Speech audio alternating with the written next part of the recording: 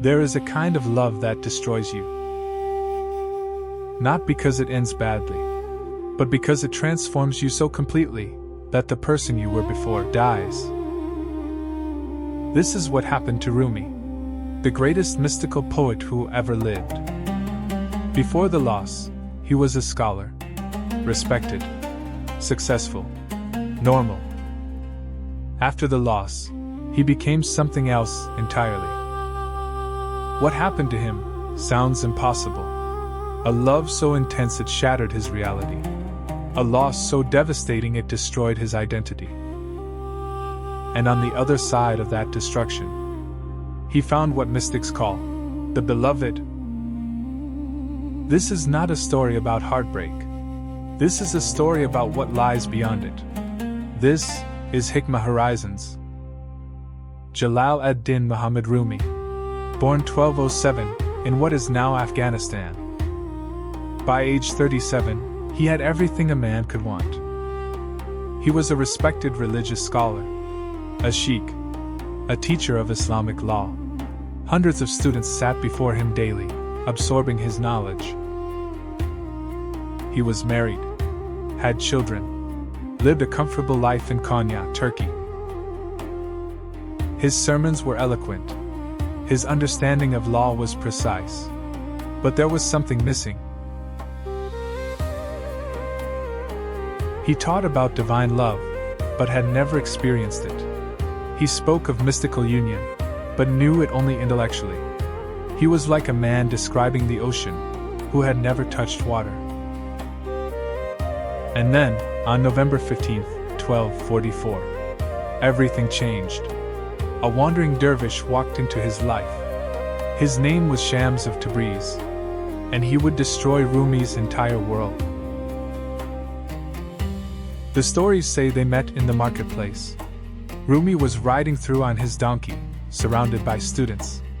Shams appeared suddenly, grabbed the reins, and asked him a question that shattered everything.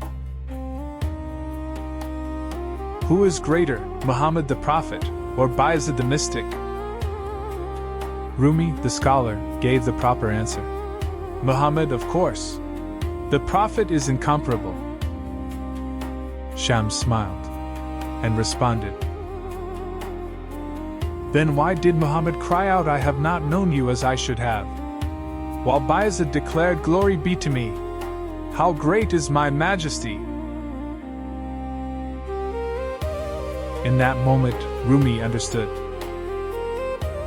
Muhammad's humility came from experiencing the infinite divine. The more he knew God, the more he realized he didn't know. Bayezid's proclamation came from union. In that moment, there was no him and God, only God speaking through him. Rumi fell from his donkey, not physically, spiritually. Everything he thought he knew dissolved. And he looked at Shams and saw the face of God. This was not metaphor. This was not poetry. This was direct experience. And nothing would ever be the same. What happened next scandalized the entire city. Rumi, the dignified scholar, abandoned everything. His classes, his duties, his reputation. He locked himself in a room with Shams for 40 days and 40 nights. What happened in that room, no one knows. But when the door finally opened, Rumi was not the same man who entered. His students were furious.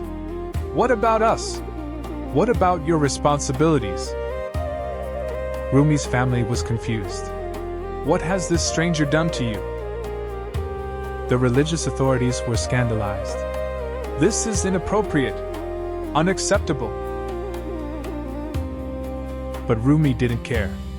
For the first time in his life, he was truly alive. They would talk for hours, days, weeks, about God, about love, about reality.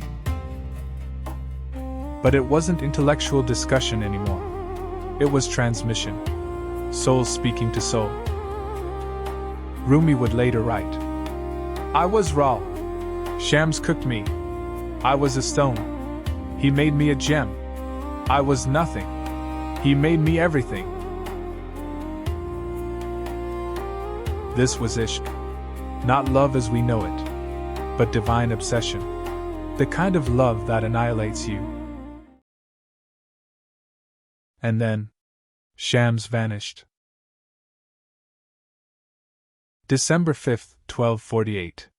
One night Shams walked out of Rumi's house and was never seen again. Some say jealous students murdered him. Some say he left to test Rumi's love. Some say he became one with the divine and dissolved. The truth? No one knows. What we do know is what happened to Rumi.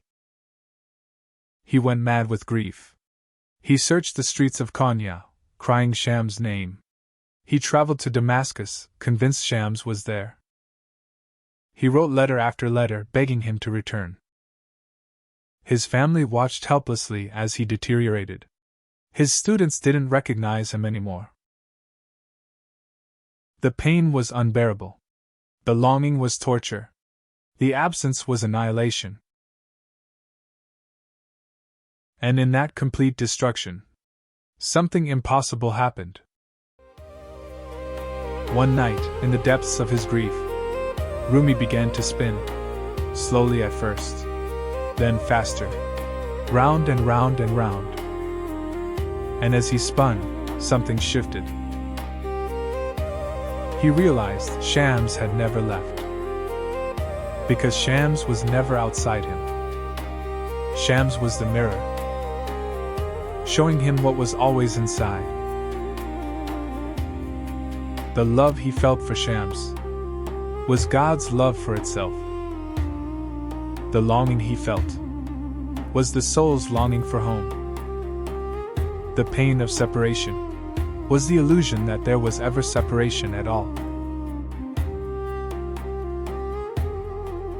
And in that moment of complete understanding, the old Rumi died. And something else was born. Poetry. Not as literature, but as the voice of the divine speaking through him. For the next 30 years, until his death, Rumi would produce over 65,000 verses. The Masnavi, the Divan, the spiritual couplets. Words that would touch millions across centuries. Words that you've probably read without knowing it.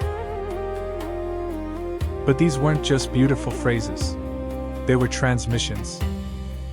Direct experiences of union with the divine, poured through a human heart that had been completely broken open.